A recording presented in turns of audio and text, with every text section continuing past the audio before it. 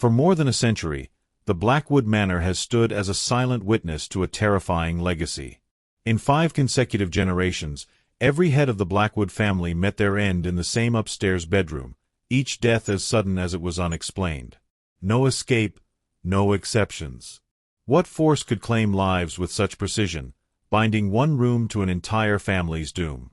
In the heart of a dense, shadow-choked forest stands Blackwood Manor, a vast and crumbling estate that has become more legend than home. The trees around it grow unnaturally tall, their branches arching like claws over the roof as if trying to cage it in.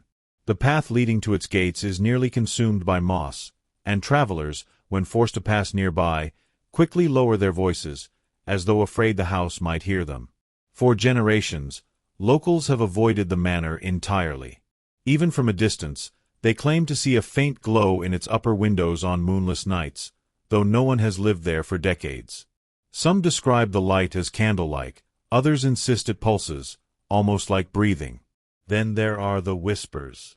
On still evenings, when the wind drops away, villagers say they can hear soft voices drifting from the manor's highest floor, low, unintelligible murmurs that seem to rise and fall like a conversation. The sound never carries words clear enough to understand, but those who linger too long claim one thing: the whispers change when you listen. At first they are distant. Then they feel closer. During the late 1800s, the Blackwoods rose to prominence as powerful lumber barons. Their wealth was vast, carved directly from the surrounding forests that seemed endless in every direction. With that fortune came influence, and with influence came an obsession. The family's identity became inseparable from their ancestral home. Blackwood Manor was not just where they lived, it was the core of their legacy, the structure that represented their control over the land and their lineage. The Blackwoods were known for their rigid traditions, some of which struck outsiders as excessive. Family gatherings were mandatory, portraits of ancestors lined the halls like silent judges, and rules about the manor's rooms were unyielding. Of those rules, one stood above all: no one outside the family was ever permitted to enter what they called the Blue Room. Guests often asked about it, drawn by the locked door at the end of the main corridor, painted in a deep shade of navy that never seemed to fade. The Blackwoods would offer only vague answers: "It's private," or "It's not in use." Servants, however, told a different story in hushed voices, that even family members treated the room with an uneasy respect, avoiding it when they could, and locking it tightly when they couldn't. In 1873, the Blackwoods' formidable patriarch, Samuel Blackwood, was found dead in the very room his family guarded so fiercely. Samuel was known as a man who feared nothing. He had built his empire with ruthless determination, cutting down forests and competitors alike.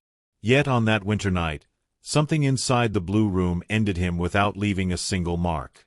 Servants discovered his body the next morning, seated upright in a chair near the window. There were no signs of a struggle, no wounds, not even a tipped-over lamp. But his face told a different story.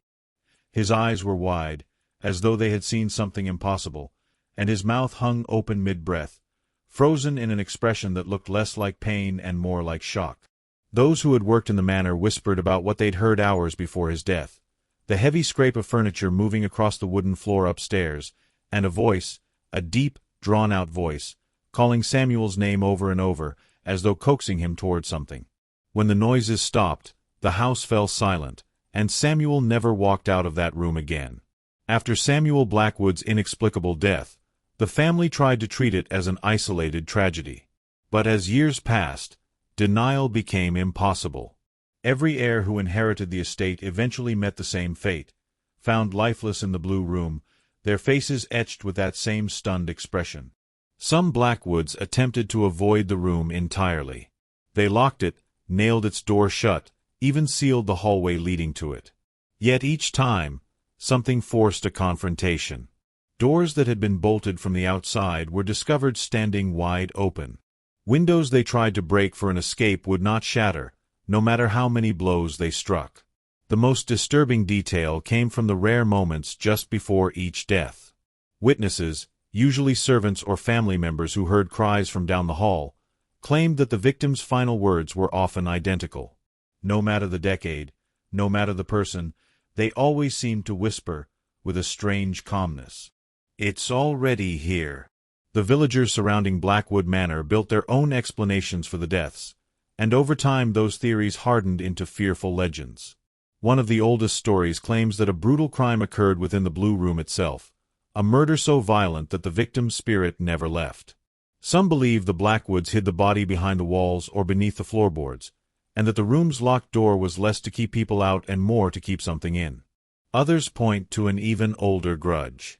According to local lore, the land on which the manor stands once belonged to a reclusive hermit. He lived there in solitude, fiercely protective of the forest, until the Blackwoods forced him off the property to build their empire. Some say the man cursed them as he left, vowing that their home would consume their own.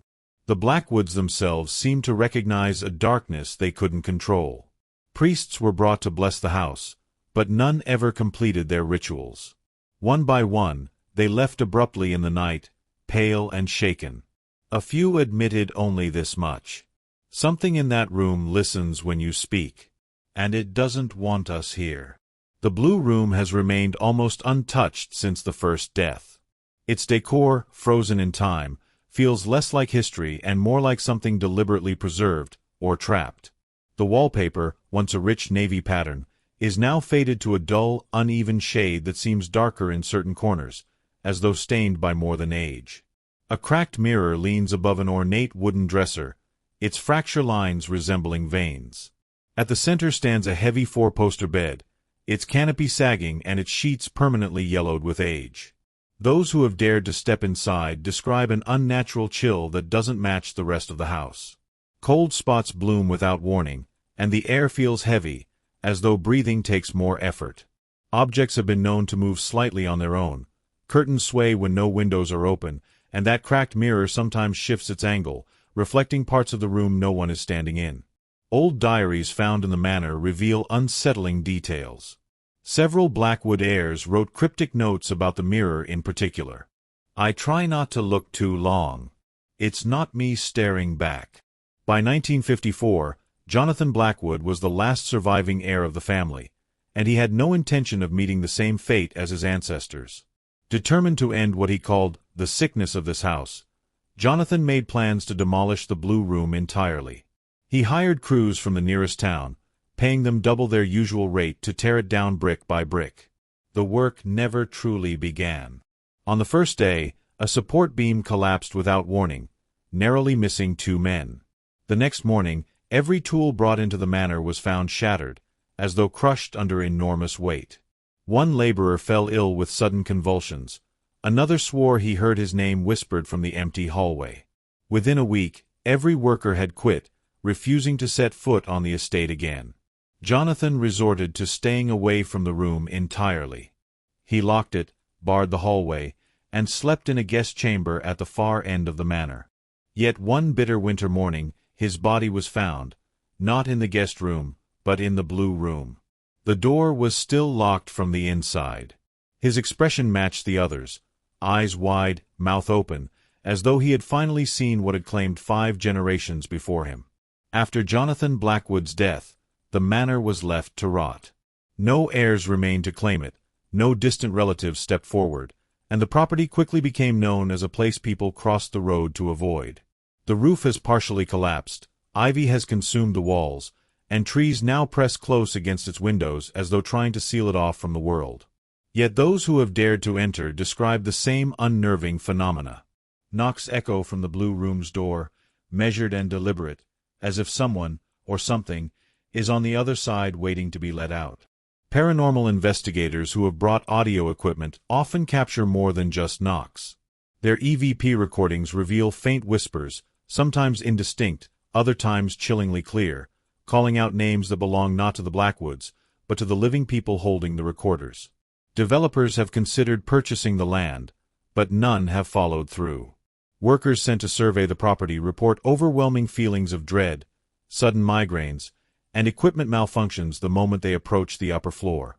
To this day, Blackwood Manor remains unsold, untouched, and feared, a monument to a family line that vanished inside a single room that no one dares to open.